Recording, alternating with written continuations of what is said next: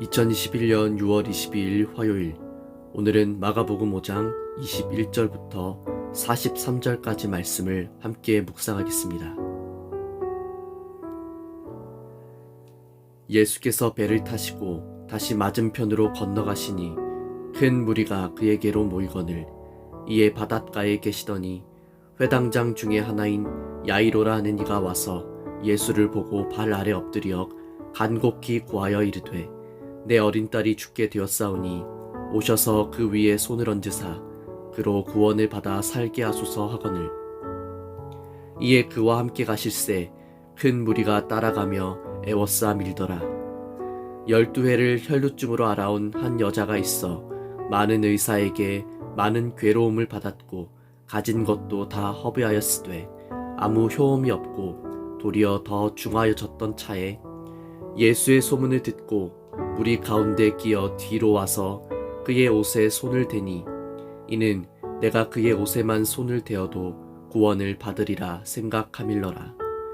이에 그의 혈루 군원이 곧 마름에 병이 나은 줄을 몸에 깨달으니라.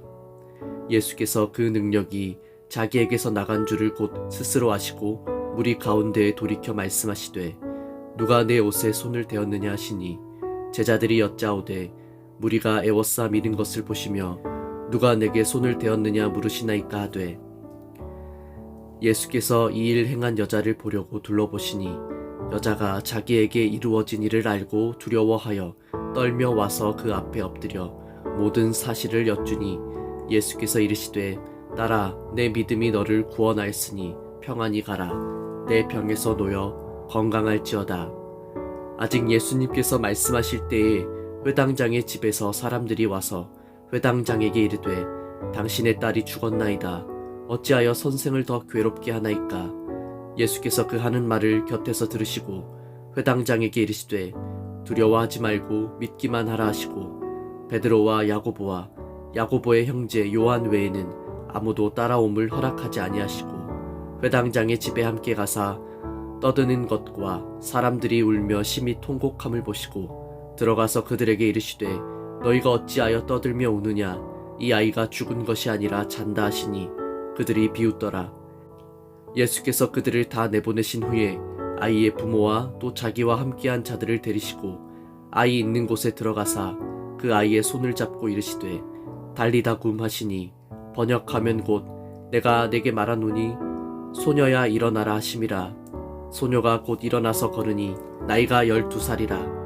사람들이 곧 크게 놀라거늘 예수께서 이 일을 아무도 알지 못하게 하라고 그들을 많이 경계하시고 이에 소녀에게 먹을 것을 주라 하시니라.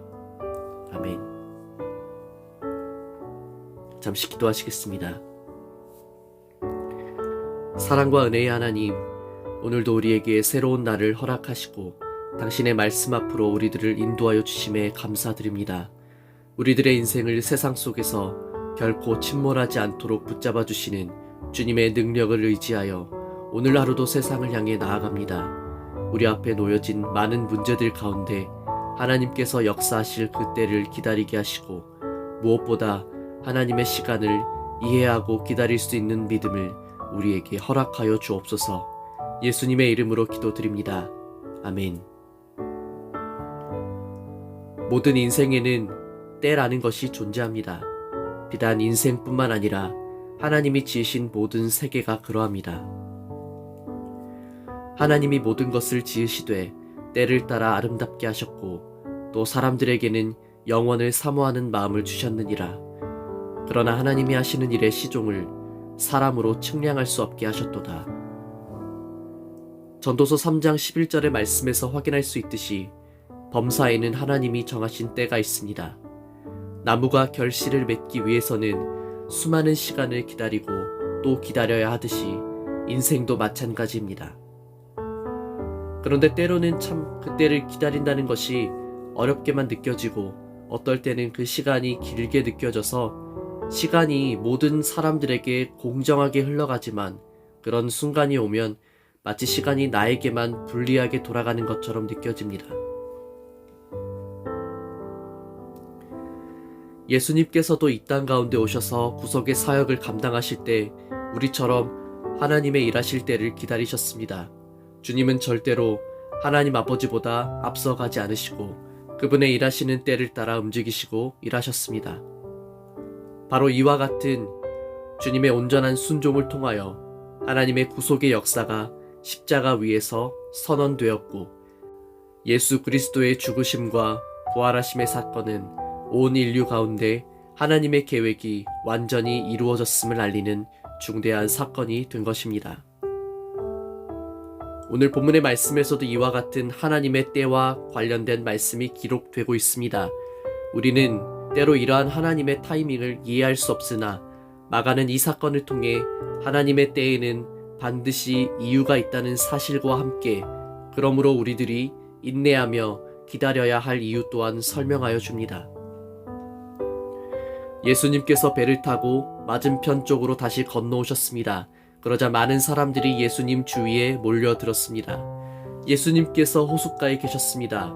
야이로라고 이름하는 어떤 회당장이 예수님을 찾아왔습니다. 그는 예수님의 발 앞에 엎드렸습니다. 마가는 오늘 본문의 말씀에서 예수님과 회당장 야이로의 만남을 기록해 줍니다.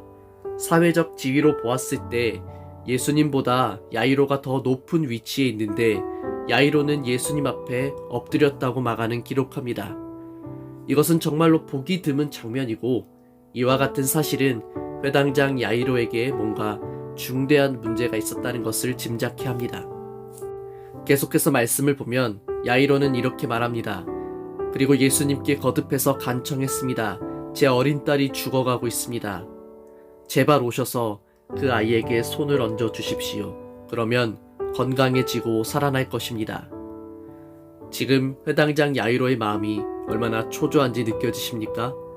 생사의 기로 앞에 놓인 사랑하는 딸을 살리기 위해 그는 예수님께 나와 간곡히 부탁하고 있습니다. 제발 제 딸 좀 살려주십시오.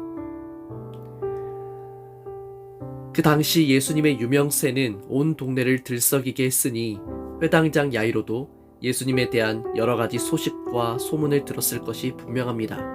그는 예수님이라면 반드시 내 딸을 살려주실 수 있을 것이라는 기대를 가지고 나아오고 있는 한편 또한 너무 늦으면 안 된다는 절박함과 두려움에 휩싸여 있습니다. 그러니까 야이로에게 있어서는 1분 1초가 너무나 아까웠을 것입니다. 한시라도 빨리 예수님을 자신의 집에 모셔서 딸을 만나게 하는 것이 야이로의 목적이었습니다. 이와 같은 회당장 야이로의 간절함과 급박한 심정을 기록하여 준 뒤 마가는 예수님께서 회당장 야이로의 집으로 가시던 중 일어난 또 다른 치유의 사건을 기록해 줍니다. 바로 12회를 혈루증으로 고통받던 여인이 치유를 받게 된 사건입니다. 그 중에는 12년 동안 혈루증을 앓아온 여자가 있었습니다. 그는 여러 의사에게 보이면서 고생을 했습니다. 그러나 가진 돈만 다 써버리고 효과는 없었습니다. 오히려 병이 더 심해져 갈 뿐이었습니다. 마가는 왜 이 사건을 기록했을까요? 그저 12회를 혈루증으로 고통받던 한 여인이 예수님의 능력으로 인해 깨끗이 나음을 입은 사건으로만 보아도 의미가 있겠지만 우리는 여기서 마가가 이 사건이 회당장 야이로의 집으로 가던 중에 일어난 일로 기록하고 있음을 주목해야 합니다.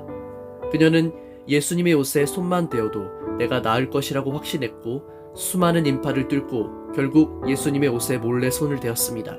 그리고 그녀는 그 즉시 자신의 몸이 나았다는 것을 깨닫게 되었습니다. 바로 그때 예수님께서 자신에게서 능력이 나가는 것을 느끼셨습니다. 그래서 돌아서서 물으셨습니다. 누가 내 옷을 만졌느냐? 자, 이때 야이로가 느꼈을 감정이 어땠을지 한번 상상해 보십시오. 위에서 잠시 언급했듯이 야이로에게 있어서만큼은 그 시간이 결코 남들과 공평하게 흐르지 않았을 것이 분명합니다. 어쩌면 그는 별로 중요하지도 않아 보이는 일에 신경을 쓰시는 주님이 야속하게 느껴졌을 수도 있습니다. 이러한 야이로의 마음을 대변하여 주기라도 하듯 제자들이 예수님을 향해 말합니다. 사람들이 애워싸고 밀치고 있는데 누가 손을 대었다고 말씀하십니까? 생각해보면 지금 수많은 사람들이 예수님께서 회당장 야이로의 딸을 고치시는 장면을 보기 위해 따라가고 있는 상황이었습니다. 그들은 서로 밀치면서 주님을 따라갔다고 마가는 기록합니다. 그러니 그런 상황 속에서 누군가 예수님의 옷에 손을 대는 일은 충분히 일어날 수 있는 일이고 그것은 그렇게 중요해 보이지 않아 보인 것입니다. 그런데 주님은 어떻게 하십니까? 주님은 그래, 내가 너무 예민했나 보다. 사람들이 서로 밀치면서 오다 보니 누군가 내 옷에 손을 댔나 보구나 라고 말씀하시지 않습니다. 예수님께서는 뒤를 돌아보시며 누가 자신의 옷에 손을 댔는지 찾으십니다. 도대체 왜 예수님께서는 이렇게 느긋하신 것입니까? 야이로와 제자들이 보기에는 예수님께서는 아무런 이유 없이 지체하시는 것 같습니다. 그리고 결국 우려했던 일이 벌어지고 말았습니다. 회당장의 집에서 사람이 와 회당장에게 말했습니다. 따님이 죽었습니다. 왜 예수님을 번거롭게 하십니까? 이 말을 듣는 순간 야이로는 정말 말 그대로 억장이 무너졌을 것입니다. 예수님과 함께 가고 있다는 사실에 희망을 가졌으나 빨리 가지 않으면 딸에게 무슨 일이 생기고 말 것이라는 불안감이 현실이 되는 순간 어쩌면 그는 자신의 입장에서 별일 아닌 일로 시간을 끌었던 예수님의 느긋함이 원망스러웠을 것입니다. 이제는 모든 것이 끝났다라고 여겨지는 바로 그때 예수님께서는 야이로에게 말씀하십니다. 두려워하지 말고 믿기만 하여라. 예수님의 말씀은 조금 당황스럽습니다. 이제는 더 이상 서둘러야 할 이유가 없습니다. 회당장 야이로의 딸이 죽었기 때문에 그 집으로 가셔야 할 이유도 없습니다. 그런데 예수님께서는 아직 늦지 않았다. 나를 믿고 기다리라고 말씀하십니다. 하나님의 시간은 결코 인간의 이정표를 따르지 않습니다. 인간이 아무리 서두르고 재촉해도 하나님의 시간을 1분 1초라도 앞당길 수 없습니다.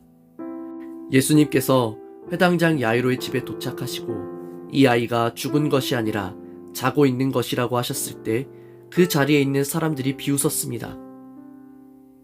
그러나 예수님께서 소녀를 향해 달리다굼 소녀야 일어나라고 말씀하셨을 때 놀랍게도 아이는 그 즉시 일어나 걷기 시작했습니다. 이제는 모두 끝났다고 생각하는 바로 그때 주님은 아직 늦지 않았다. 이제 내가 일할 시간이라고 말씀하시며 순식간에 사랑하는 딸의 죽음으로 인해 절망으로 가득했던 집을 기쁨으로 충만하게 하십니다. 오늘 말씀을 통하여 마가는 우리들에게 무엇을 말하고자 합니까? 우리들도 때로는 회당장 야이로처럼 우리들의 시간표에 맞게 일하여 주시지 않는 하나님으로 인해 답답할 때가 있습니다. 아무리 간절하게 부르짖어도 내가 원하는 시간에 내가 기대하는 일들이 이루어지지 않을 때, 그럴 때마다 우리는 왜 하나님 제가 기도하는 것을 응답하지 않으십니까?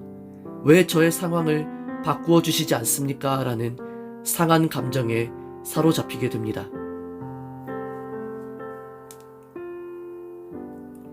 그러나 그럴지라도 오늘 본문의 말씀에서 예수님께서는 야이로에게 기다리고 나를 믿어라고 말씀하신 것처럼 동일하게 우리들에게도 하나님의 시간을 기다리고 믿어야 한다고 말씀하십니다.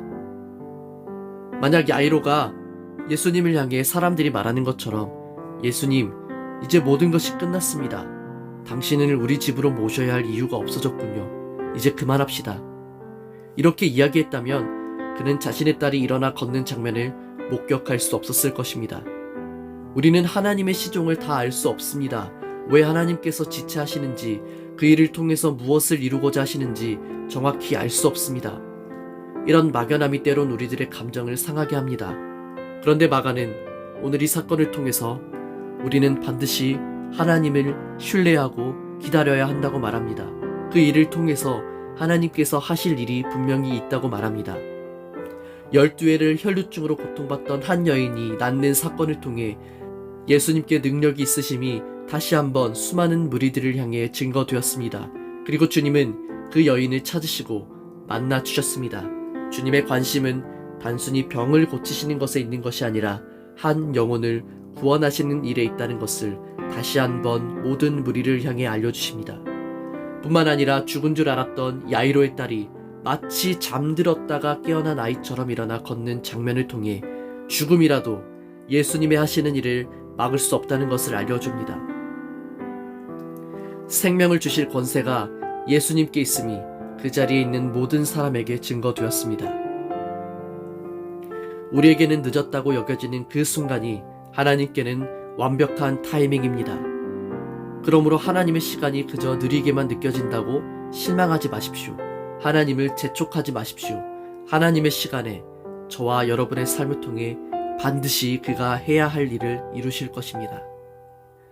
오늘 여러분은 이해할 수 없는 하나님의 시간으로 인해 혹시 실망하셨습니까? 그분의 시간을 재촉하고 있는 것은 아닙니까? 예수님과 함께하는 인생의 배는 결코 망하지 않습니다. 주님은 가장 적합한 때가 언제인지를 잘 아십니다.